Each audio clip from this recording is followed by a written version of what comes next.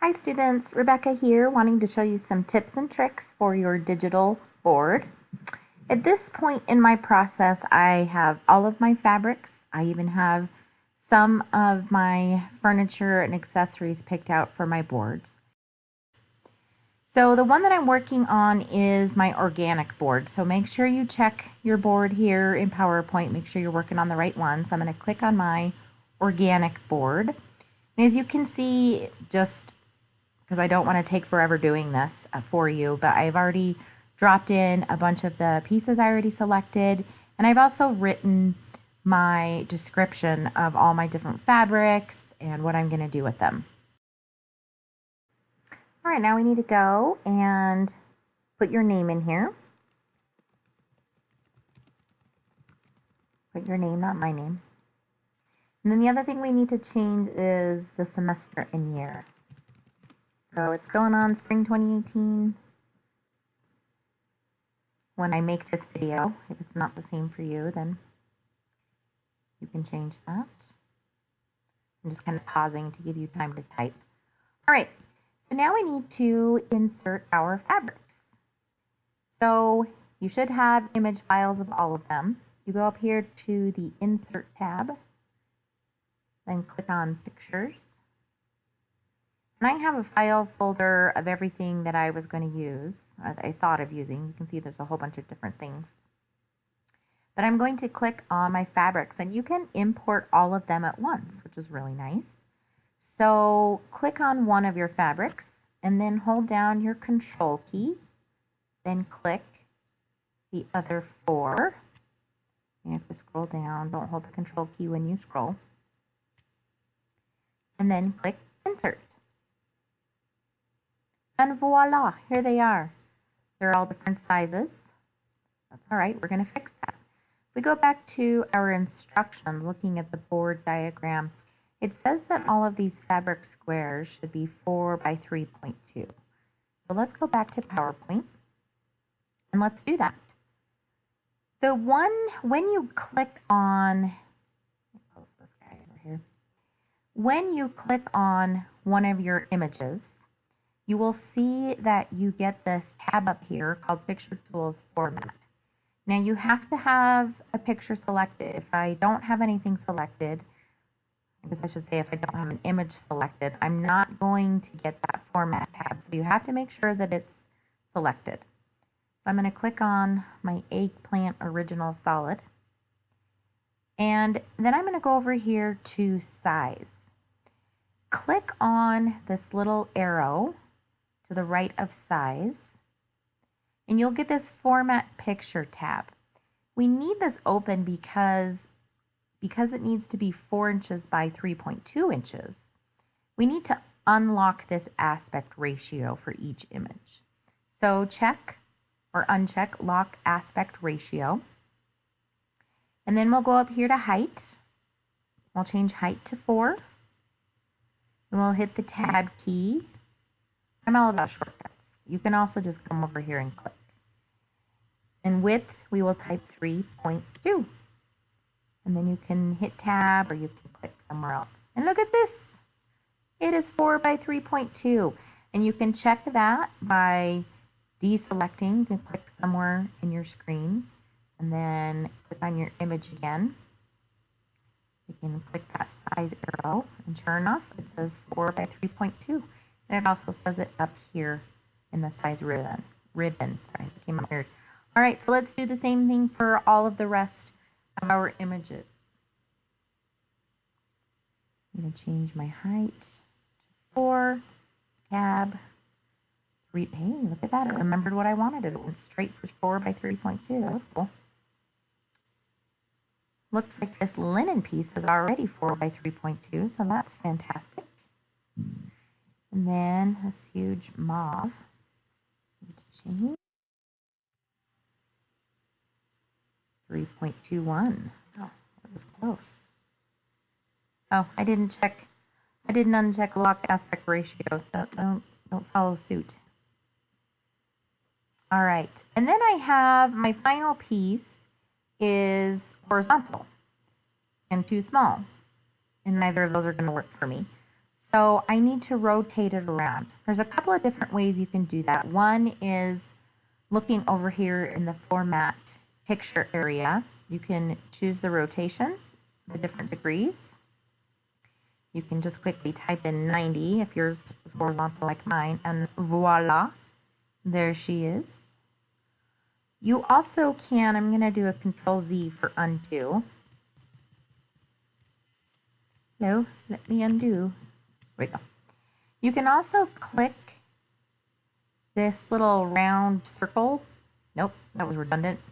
This rounded arrow. Click and then hold down your clicker and drag until it has that 90-degree rotation. I can hold down the Shift key so it will lock in a nice specified angle here. All right. So I have got mine rotated. I just need to make it bigger. I'm going to go back to my Picture Tools Format tab, click on Size and Position. I'm going to uncheck Lock Aspect Ratio. And I need to change my height and my width. 4 by 3.2. Now you can see that that made my fabric really distorted. I don't want it to be this distorted. So I'm going to undo what I just did.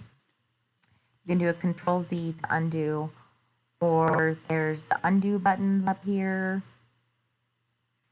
I am going to instead make my height 3.2. Remember, I rotated this guy. My height 3.2 and my width 4. Oh yes, that looks a lot better. All right. Now remember, the second piece of putting these in on the board is they don't need to just be anywhere on your board. They need to be in order, so each piece next to each other matches. So I couldn't have this this solid purple. Let me move things around here. I couldn't have this solid purple next to my original organic because there is no purple whatsoever. I guess I'm calling it eggplant. There is no eggplant color whatsoever in this original organic, which is the whole point of bridging. So make sure that each piece next to each other matches. So I am going to, I laid this all out before I did my digital board, and so I know exactly how I want it laid out. I'm going to connect my little dots here, so to speak, and show you how I made everything bridge. I'm very excited about this.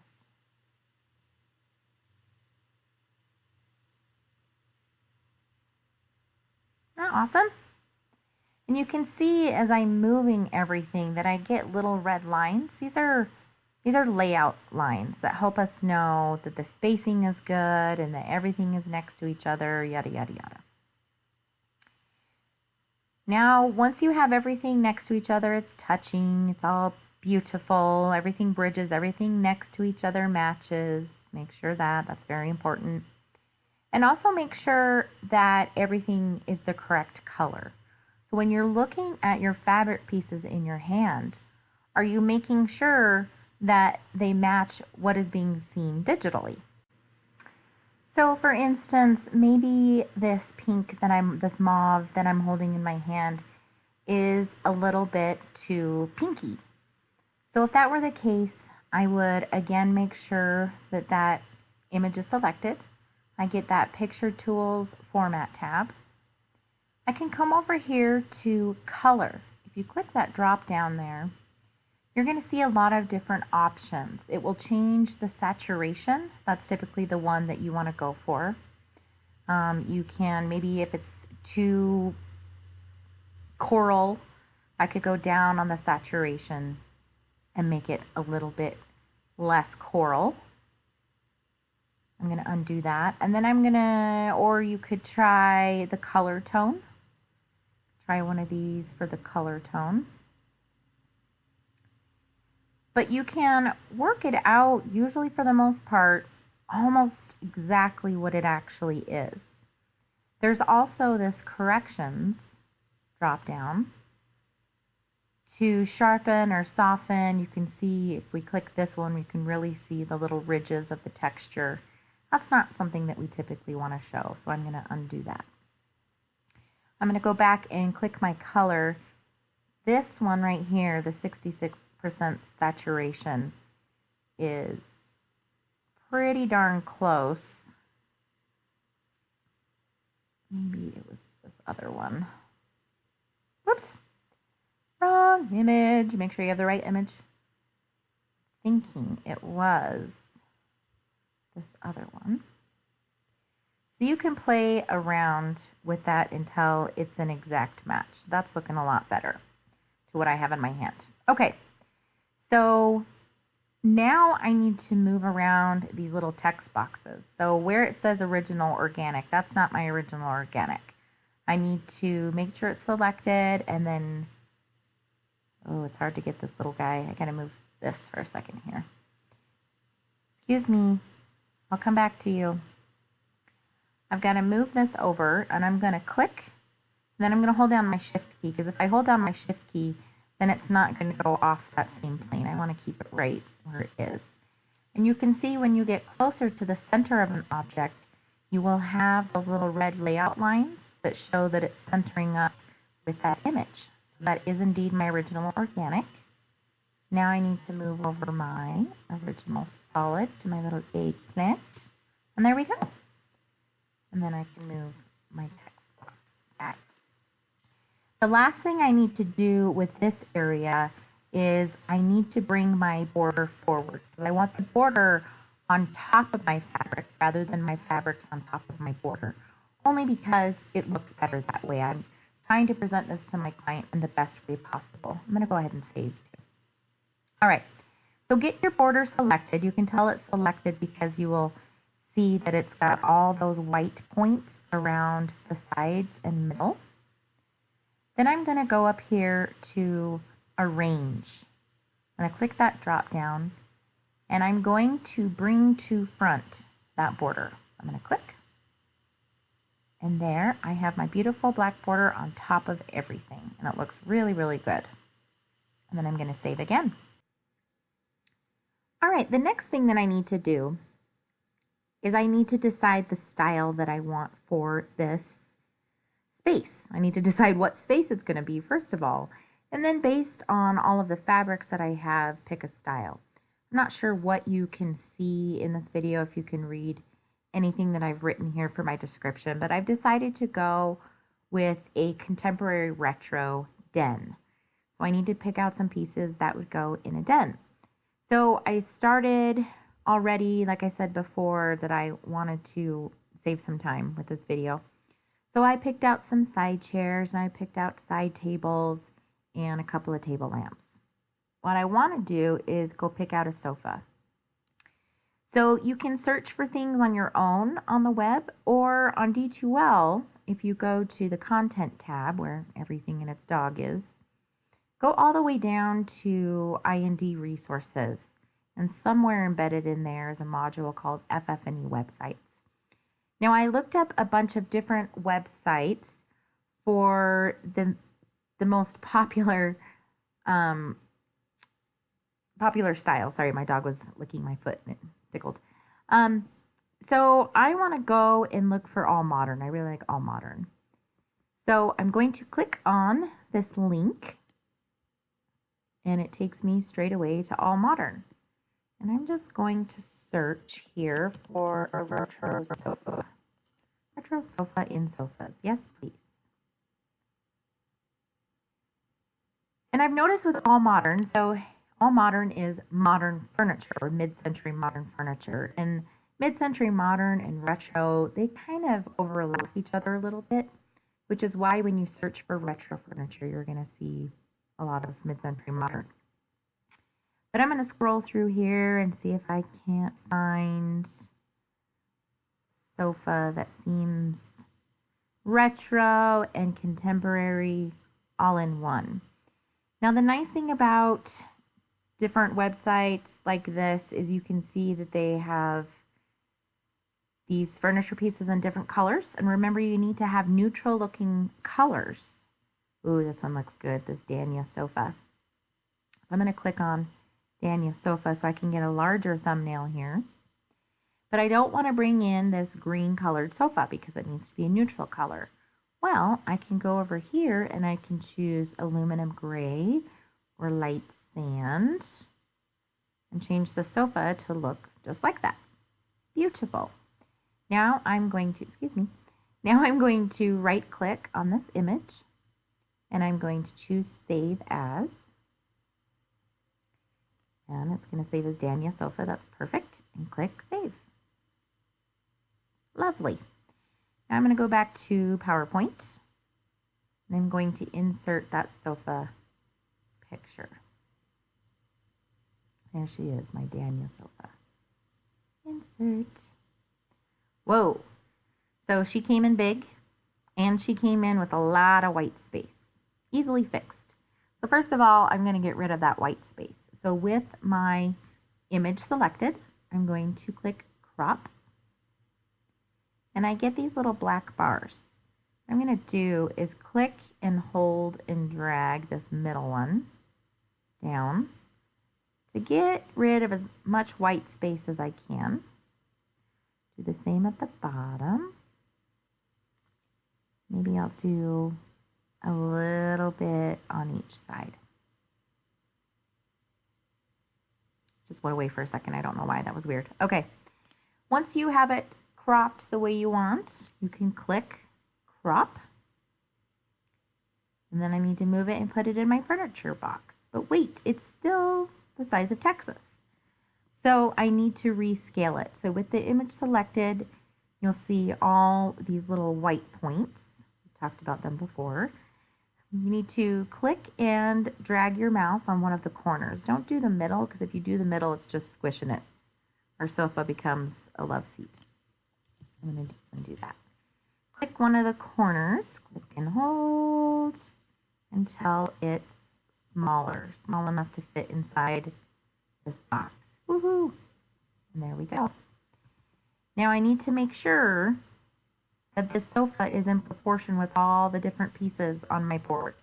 I'm going to move it over here so it's next to my chairs. Make sure that the chairs aren't too tall or too wide compared to my sofa. And this actually looks pretty good. So I'm going to move it back to my square. You can see my little red lines that show I am indeed centering this, which is what I want to do. But looking at my ottoman seems a little big. So I'm going to use those corner white circles to scale down my ottoman so it's in proportion. And then I can move it back so it's centered. And that's looking pretty good. With it selected, I can go to my rotate objects. I'm going to see if I flip it horizontal if that looks better.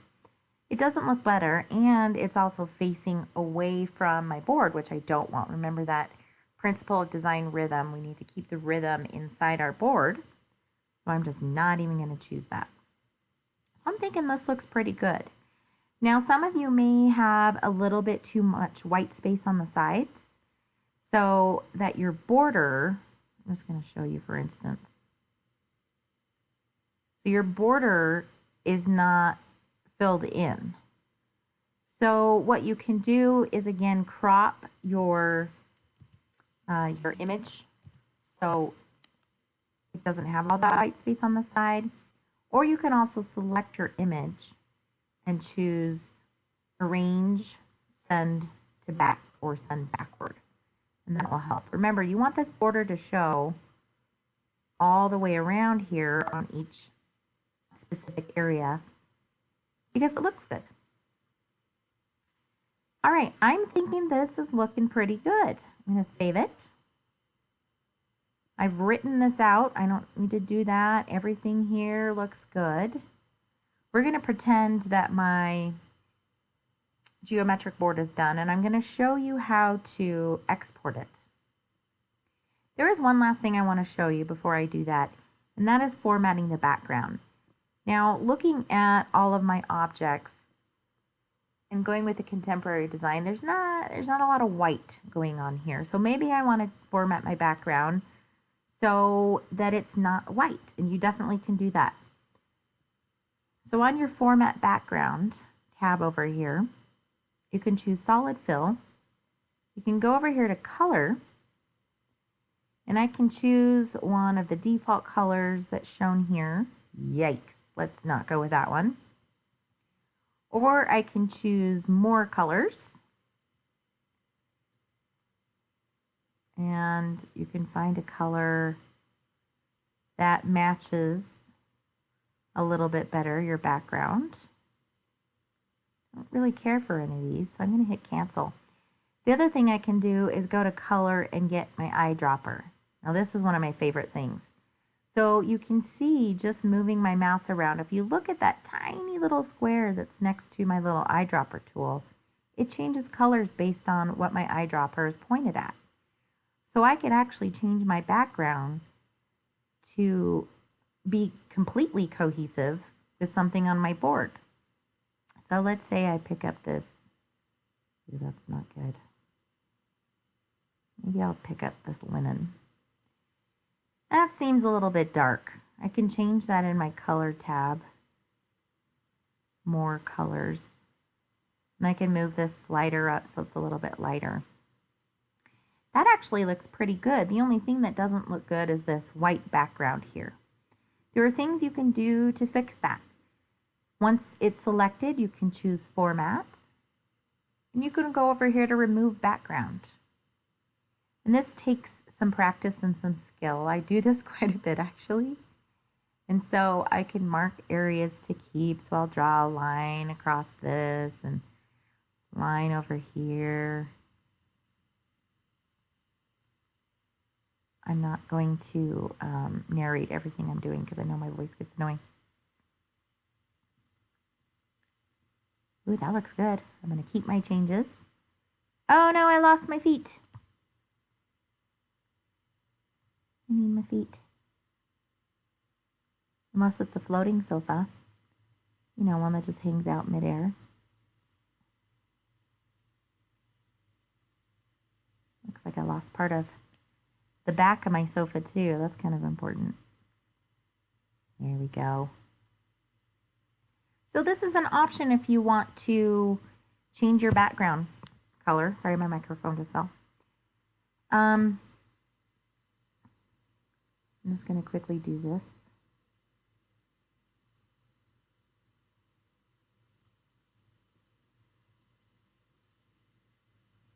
So you can see.